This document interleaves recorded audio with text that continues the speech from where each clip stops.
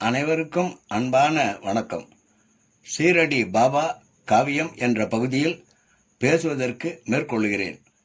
தெய்வீக பேரழகுடன் ஒளி வீசும் காந்த கண்களும் வசீகரமும் நிறைந்த சிறுவன் சீரடியில் வேப்ப மரத்தடியில் அமர்ந்திருந்து காட்சி கொடுத்ததை பார்த்து அங்கிருந்தவர்களுக்கு காண்டோபா என்று அழைக்கப்படும் தெய்வத்தின் அருள் சிலரிடம் இறங்கி அருளுரையாக சிறுவனை பற்றிய விளக்கத்தை அளித்து அருளியது.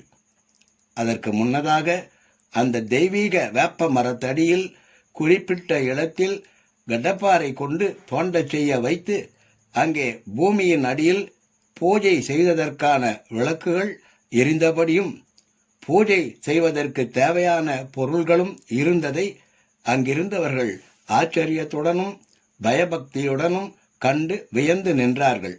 அந்த நிலையில் காண்டோபா தெய்வம் இன்னொரு அருட்செய்தியையும் அருளியது. அது என்ன? இந்த இளவல் இந்த நிலவரையில் 12 ஆண்டுகள் சிறந்த தவம் செய்தவன் ஆவான் என்பதுதான் அது.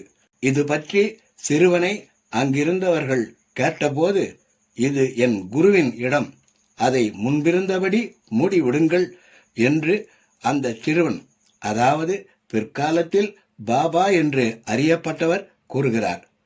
அது காண்டோபா தெய்வம் தெரிவித்தபடி பாபாவின் இடமாகவோ அவர் தவம் செய்த இடமாகவோ இருக்கும். ஆனால் பாபாவோ குருவின் மீது தான் கொண்டிருந்த குரு விசுவாச பக்திக்கு இப்படி சொல்லி இருக்கிறார். ஷீரடி பாபா காவியம் தொடரும். நன்றி, வணக்கம்.